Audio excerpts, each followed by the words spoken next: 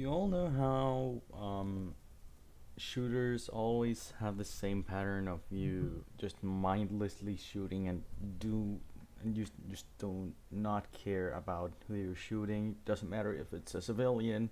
Unless it's Call of Duty, then you'll all insta lose and you'll have to restart the mission up to back to a checkpoint. Or doesn't matter if it's something like Battlefield, where there isn't even any civilians and all you have to do is shoot, shoot, shoot.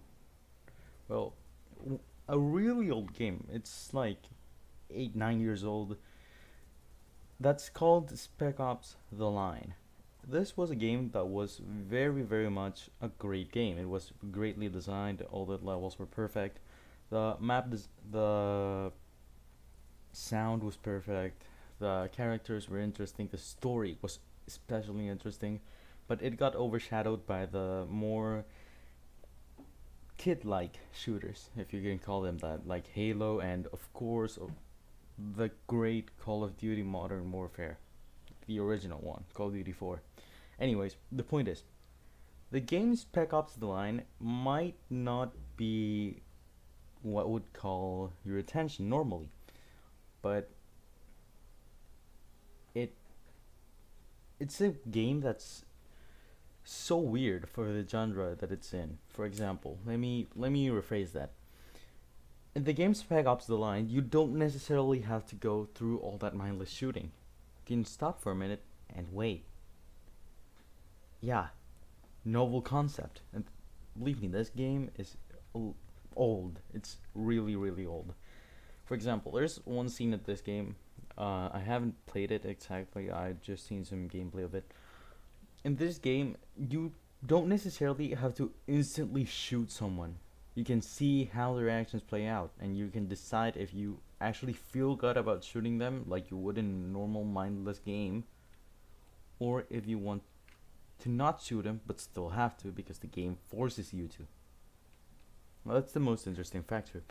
Also, apart from that, the game is so well written, in fact, that it isn't written to be the bombastic transformer like shooters that are the norm today.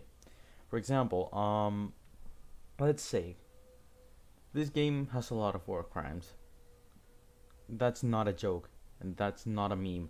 I'm talking totally seriously right now. The game sort of depicts war crimes being committed by the United States. The plot goes as follows: the city of Dubai in the United Arab Emirates goes through a sandstorm that hasn't been seen in ages. It literally buries the entire goddamn city under sand. But you might say, why would that happen? Why is the game ambiented toward that? Why is there a conflict there? Simply because it depicts the incompetence of the rulers, of usual rulers over the entire world.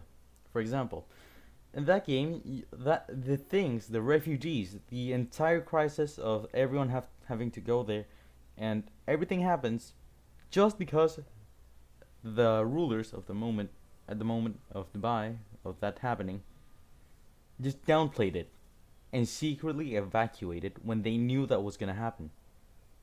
Because of that single stupid decision, the entire thing happens, and what's funny is that an entire battalion from the US Army has to come down to rescue.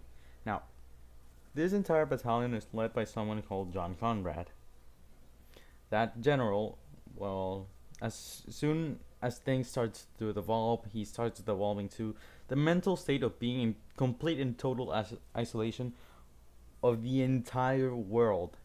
Bear in mind, there's no communications going out of that dead zone. It sort of develops the army's way of thinking into declaring the martial law. Okay, that might be normal. They don't want chaos. But the thing is, it goes even deeper. They start committing war crimes when there's not even a war going on. Yeah.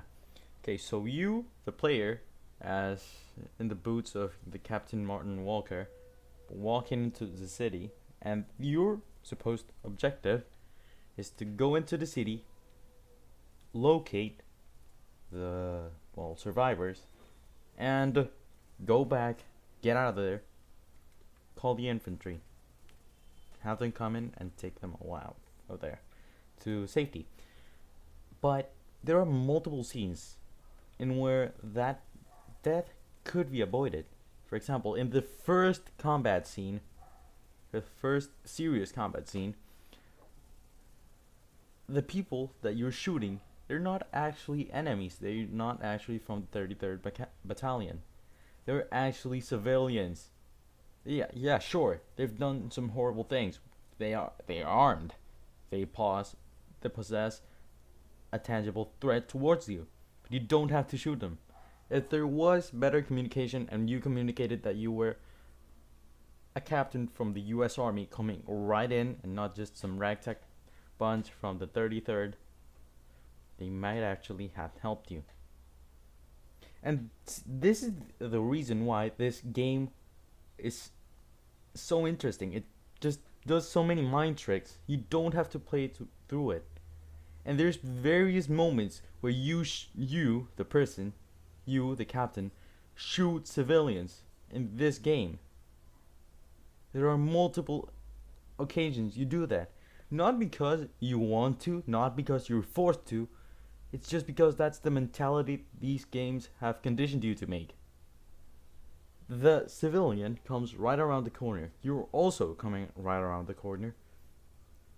And because you are so conditioned to think that everything that comes your way is a soldier that you have to shoot, you instantly shoot them without realizing you have just made a war crime.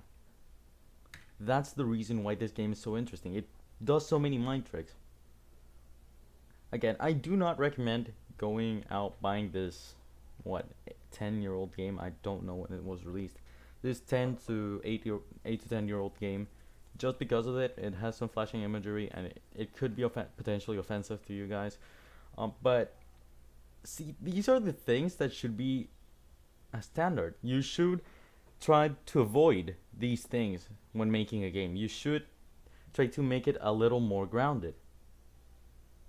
For example, Modern Warfare 2019 tried to do a great attempt at this. They tried to put a little more serious tone to a conflict, and it has so many headlines put in a separate universe with a revisioning of the characters of the Modern Warfare trilogy.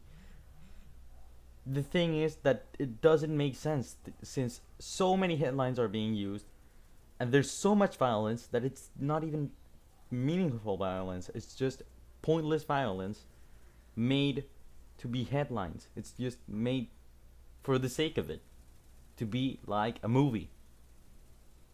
See the pattern? Anyways, I want to hear your thoughts on this kind of stuff. It really should be of interest to you. Again, if I'm gonna put a trigger warning down below if you really don't want to hear about these kinds of stuff, war crimes and that. But anyways, thank you for watching. I'm trying to make these videos at the highest quality as possible. Thanks for watching.